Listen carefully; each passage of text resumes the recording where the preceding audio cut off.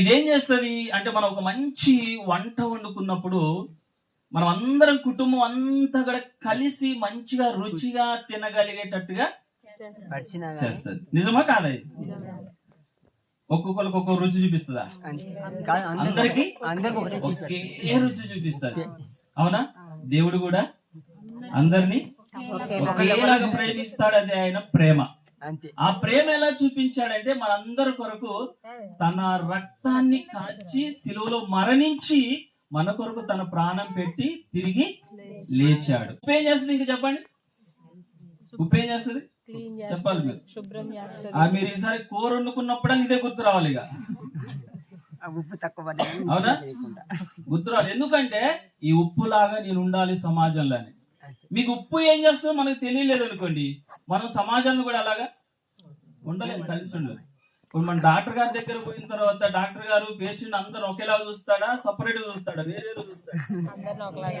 ఒకేలా చూస్తారు కదా. ఇప్పుడు మన దగ్గర కూడా డాక్టర్లు వచ్చారు, మంచి డాక్టర్లు వచ్చారు. మీ అందరికి చక్కటి వైద్యం అందిస్తారు. చక్కగా చూయించుకోండి. రైట్. ఇప్పుడు దీని గురించి 2 విషయాలు మనం మాట్లాడుకొని నేను ముగింపు చేస్తుందంటే, మనము ఇందాక తమ్ముడు నిన్న మా వాళ్ళందరికీ చేపలు తీసుకొచ్చాం. చేపలు తీసుకొచ్చేటప్పుడు మొత్తం తీసుకొచ్చిన తర్వాత ఏం చేస్తాం? మనం చేపల్ని కడుగుతాం కదా. ఏమండి?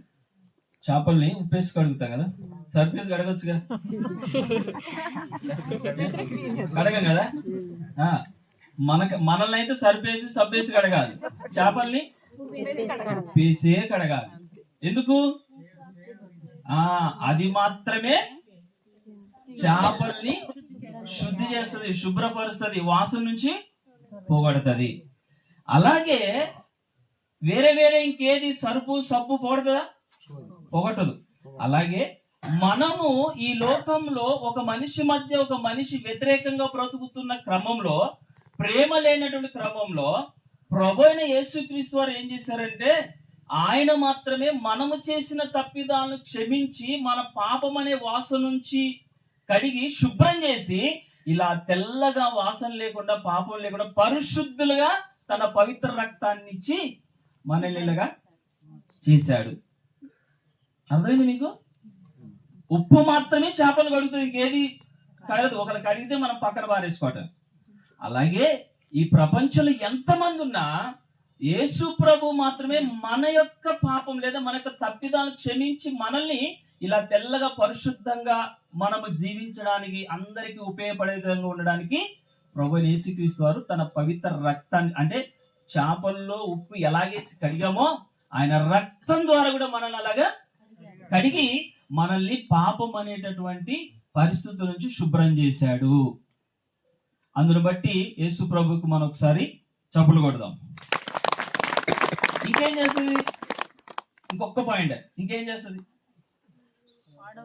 అందరినీ కలుసుకునేటట్టుగా చేసింది. అంటే మంచి సంతోషంగా కలిసి ఆనందంగా భోజనం చేసేటట్టుగా చేసింది కదా.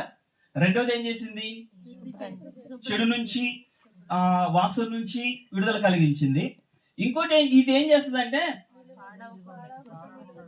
పాడవకుండా. మనం పాడవుతామా? మనం కూడా పాడవుతాం. పాడుతామా? ఒక కాలుకి చిన్న గాయం అయితేనే దాన్ని వదిలేసాం అనుకోండి, ఏమైతే పాడైపోయి పాడైపోయి పాడైపోయి ఏం కదలే, చిన్న దెబ్బ కదా వదిలేసాం అనుకోండి, మొత్తం శరీరం అంతా పాకి పాకి పాకి పాకి తీరా కొద్ది బాగా నొప్పి వచ్చిన తర్వాత డాక్టర్ దగ్గర పోతామా, నీకు కాలు తీసేయాలంటాడు. అవును కదా? పాడైపోయింది. అంటే ఒక చిన్న చిన్న ఆ దెబ్బ మనం అలక్ష్యం చేస్తే లేదా నిర్లక్ష్యం చేస్తే, పట్టించుకోకపోతే ఏమవుతుంది? పాడైపోద్ది. టోటల్ అవసరం అయితే మన యొక్క కిడ్నీలు పాడైతాయి, అవయవాలు పాడైతాయి, అన్ని పాడైపోతాయి, లివర్లు పాడైపోతాయి, అన్ని పాడైపోతాయి, చివరికి మరణిస్తాం. అలాగే మనలో ఉన్నటువంటి ఐక్యత లేనటువంటి పరిస్థితి, ప్రేమ లేని పరిస్థితి ఒకవేళ మన మధ్య ఉన్న పాపము ఆలోచనలు ఉన్నా, ఆ చిన్న పాపం కూడా మనల్ని పాడు చేసేస్తుంది, చంపేస్తుంది కదా. పాలల్లో గాని, మంచి నీళ్ళల్లో గాని, మంచి ఔషధంలో గాని చిన్న చిన్న విషపు చుక్కేస్తే ఏమైంది? చిన్నదే కదా విషపు చుక్క, ఏమైంది? మొత్తం విషం అయిపోద్ది కదా. మనం కూడా అలాంటి ఈ లోకంలో చిన్న విషములాగా ఉన్నటువంటి మనల్ని దేవుడు తన పరిశుద్ధ రక్తం ద్వారా ఏం చేశాడంటే మనల్ని పరిశుద్ధులుగా చేశాడు. చివరికి ఈ ఉప్పు ఏం చేస్తుందంటే అందులో కలిసిపోతుంది. కలిసిపోతే కూరలో కనబడుతుందా? కలిసిపోద్ది కదా, కలిసిపోద్ది. ప్రభు అయిన యేసుక్రీస్తు వారు కూడా సమాజంలో అంటే పరలోకం నుంచి భూమి మీదకి వచ్చి అందరితో కూడా ఏం చేశాడంటే ఆయన కలిసిపోయాడు. హల్లెలూయా. ఏం చేశాడు తెలుసా అండి? కలిసిపోయాడు. ఆయన దేవుడని ప్రత్యేకంగా ఆయన నేను దేవుని కాబట్టి మీరు నా దగ్గర రావద్దు అనలేదు. ఆయన నువ్వు పాపి కాబట్టి నా దగ్గర రావద్దు అనలేదు.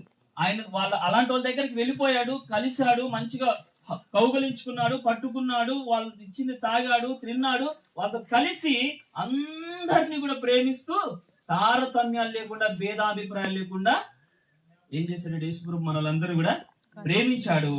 ఆ ప్రేమను మేము పొందుకున్నాము. ఆ ప్రేమను మీకు ఇవ్వడానికి మీ దగ్గరకు వచ్చాం. ఆ ప్రేమను ఇవ్వడానికి మేమేం ఇవ్వలేం కాబట్టి చిన్న గిఫ్ట్ పట్టుకొని వచ్చాం అంతే. అంతకన్నా ఇక్కడ మతాలు, మాయలు, మంత్రాలు ఏమి లేవండి. ఉప్పు ద్వారా కూడా మేము ఏం చేయం. ఉప్పు ద్వారా ఏం చేస్తాం? మీకు అర్థం కావడం కోసం ఆ యేసయ్య ప్రేమ చెప్పడానికి ఉప్పును తీసుకున్నా అంతే. అంతకన్నా ఏం లేదు. ఇది ఎలాగైతే మనకి విలువ కలిగిగా ఉంటుందో మేము నమ్ముకున్న యేసు ప్రభు కూడా మాకు అట్లా విలువ కలిగిన విధంగా మాకు నేర్పించాడు, చూపించాడు. కాబట్టి ఆ యేసు ప్రభు మాట్లాడాడు ఏంటంటే నిన్ను వల్ల నీ పొరుగువారిని ప్రేమించు. ఆ ప్రేమతో మీ యొద్దకు వచ్చాము, చిన్న గిఫ్ట్ వచ్చాము. దేవుని చిత్తమైతే మరలా మేము ఉంటామో కలుస్తామో కలము కూడా మాకు తెలియదు. మీరందరూ హ్యాపీగా ఉండాలి, సంతోషంగా ఉండాలి, ఆనందంగా ఉండాలి, మంచి అభివృద్ధి పొందాలి, అనేక మందికి మీరు ఆశీర్వాదకరంగా ఉండాలి. యేసు ప్రభు కూడా ఆ రీతిగా అందరినీ కలిసిపోయే విధంగా చూశాడు. అదే ఈ ప్రపంచానికి ఎలా చూపించాడంటే ప్రేమ రూపంలో చూపించాడు. ఈ రోజున ఒక మనిషి దగ్గరికి వెళ్ళి నువ్వు డబ్బులు ఇవ్వాల్సిన అవసరం లేదు. అతని దగ్గరికి వెళ్ళి ఒక చిన్న ప్రేమను పంచితే చాలు, ఆ మనిషి సంతోషంగా ఉంటాడు, బ్రతుకుతాడు, ఆనందంగా ఉంటాడు. ఆ ప్రేమ మనం చూపిద్దాం. యేసు ప్రభు రక్షణ పొందుకుందాం. ఆయన రాకల్లో మనం అందరూ కూడా ఎత్తబడదాం. దేవుడి మాటలు మన వెడికల్లో దీవించును గాక.